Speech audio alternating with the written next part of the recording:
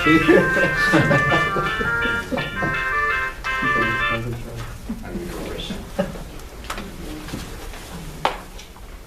tax brings in about 2.08 billion. Say $2.1 billion in sales tax. That's currently That's under the governor's recommendation. from the sales. Oh, and was it on the base? No, that was my question. What's the projected revenue forecast for the increase in the sales tax from the Dayton's budget? Pretty straightforward question. So the sales tax increase from the Dayton budget Right. is How much revenue is it going to generate? is going to add about $2.1 billion. Based, and almost all of that is based upon changes on, so it's lowering the rates, broadening the base. The B2B, the business to business, is the significant, it's almost entirely the growth in incidents and where that tax is going to be coming from. On a consumer level. And kind of forecasting what the economy is going to do, kind of too, factoring that in, I guess. Okay. And another thing to keep in mind is this is the governor's proposal. It's Right. not coming out. So No, I understand. you're going to see some different numbers probably. So I always want to keep that clear that we're not talking about anything that's set in stone, and this is a conversation. That $2 billion is over how long? A 2-year period. A 2-year period. Yeah, Yeah. and so essentially what, and the representative is absolutely right, this is the governor's recommendation. Right. But it's also important to point out, you know, with that very, very simple math. If we're starting at $1 billion in a hole, we're going to have to figure that out. And, you know, we could cut our way there. We've done that. I've done that. Just help me know where that should go. If you don't do that, you're going to have to raise revenues. When did you do that? When did you cut your way out of it? I was actually budget director for the previous 6 years. And what cuts were made? And I don't remember doing any tax increases during those periods. If you do, let me know. Cuts were made to our budget? I mean, our overall budget was cut?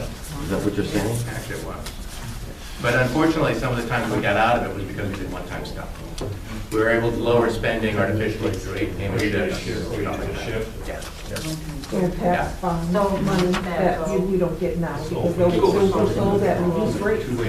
Yeah, and so what we're trying to do, we basically have to do is buy our way out of that every time. It's not a good strategy. I No, can tell it's you not. Well, it's good that he's doing it on a level, that's good. It is. And so that's the issue. We're starting from behind zero.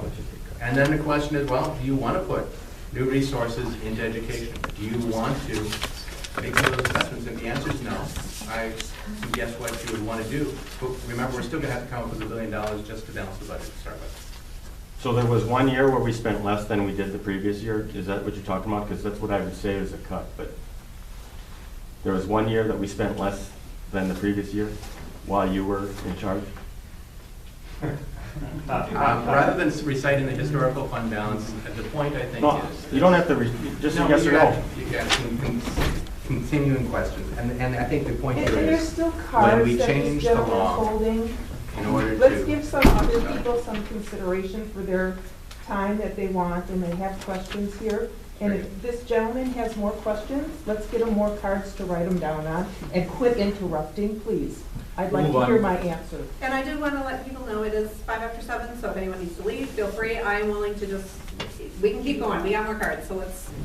You mentioned the foreign operating corporations and deduction. How many, and I know you talked about it initially, how many companies take advantage of that or use that, and how many did not?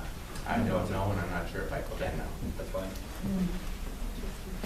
Okay. I think he answered that question. Talking about broadening the base and raising taxes on the more wealthy. We've talked about that. What issues are there? Are you hearing from, or maybe you answer what you're hearing about, or what's the governor thinking about? Well, we're just starting to hear from folks on the budget, and that's, to me, what is the most helpful, because as you've heard, this is a huge, complex discussion that we're having, and nobody has all the answers immediately. But it's really helpful to hear concretely how this is going to affect people. And I've heard from people who, as I said, like a lot of some of the investments that are being made in the governor's budget. I've heard from people who've got concerns about understanding and feeling comfortable with the way the business tax is going to work, the sales tax is going to work, adding additional complexity to our sales tax system. And you know, I've sat down with some folks in the business community already, and we'll continue to do that. But, you know, hearing from you guys on how it's gonna impact you makes a big difference, and that's on all sides of the particular budget issue. And so that's why I'm here. I mean, I'm not walking in saying, I know all the answers to solve our state budget. The answers are in our community. And the answers are based on what our priorities are in terms of education, in terms of healthcare, in terms of, because we can, you know, and then also what the costs are to our state, not just short term, but long term. Knowing that our goal is, as you said, to stop the cycle, of crisis after crisis after crisis after crisis. And that's why these conversations are going to be harder this year, because we're not going to play the games, and we're not going to hide the spending, and we're not going to hide where you guys are getting taxed. And that's what's been happening for the past several years. So it's going to be harder, but I think we're going to come out of it with better decisions made by the community. So, Good. did you have anything to add? I agree. I think that, next one. So, yeah. One of the questions, getting back to infrastructure, like sewers, water, energy, renewable energy funding, was that in the budget? Any of those issues in the budget? I know it's probably a broad question, but it's. Yeah, you know, sewers, water typically are more local, based on the property tax, or metro services delivering those services. So there's not a lot in the governor's recommendations that change much of that. In terms of energy, environment, there are a series of recommendations. I'm trying to think of anything that's particularly. I think the water and sewer are a lot over in the bottom, are more in the bottom usual, I think. Yeah, the I&I stuff, They're like, infiltration and infill, pet projects to the bottom. started to get in recently, and the council asked for a little bit of that because some of the water lines basically don't work the way they should. But by and large, we still don't do a lot, except through the Public Facilities Authority, where we do give them authority to basically refinance things, offer their own bonds. The state helps finance it, lowers the interest rate for local units of government to do that. So, you know, that's again, it is sort of a bonding question. We don't have a lot of, we don't have any bonding recommendations on the table right now. So I'm going to say there's probably not a lot. I'm sorry whose question that was, but. Sure. Looking at the $1.1 billion deficit, will that get worse with the current proposal?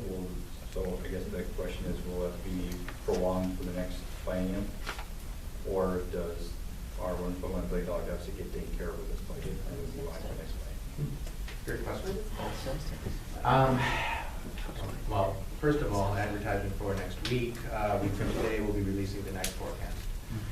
We do it twice a year, and that's when we basically take a look at the economy, what's going on in the economy, we examine what's happening with spending as well as state. I'm sorry, when would that be released? I'm sorry, when would that? We just started. It's on the 28th. I'm not sure what time of the day. We're just setting up the schedule before. Okay. Next usually Thursday. around noon. The next forecast, thank you, thank you. And so that is sort of our next snapshot of what's going to happen.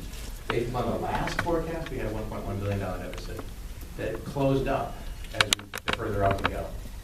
And so if you hear this question about, is there inflation in the budget? That's where this happens, because we show revenues growing with the economy. And other than perhaps managed care rates in the healthcare area, basically say whatever you appropriated in the current year, you sort of flatline going forward.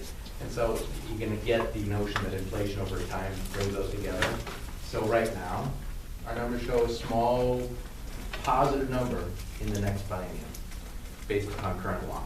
Is that just projected for 2 years then? Is that what you can- Yeah, it's basically, it's a 5-year cycle, because you have the current year, you have the budget biennium ahead of you, and then 2 years beyond that. So it's sort of a Try to 5-year get the projection. bonding bill cut in there also. Yeah, the idea is not to fool yourself with one-time stuff. And the trick right now, today, and last year, and the year before, is it's really easy to trick yourself. Because of the one-time maneuvers that we did in the budget, because of the one-time things going on in the economy, because of the variability of certain elements of tax collections, not helped by the federal government, and the whole question of a debt, fiscal crisis that we were all looking at in January. So, yeah, those are the kinds of things that we try to smooth out by taking a longer look at our numbers. We've got some fantastic economists, a couple of them, who sit there and really look very closely at our revenue so we can provide decision makers the best information to handle the risks. And there are risks. We try to explain them as well as we can.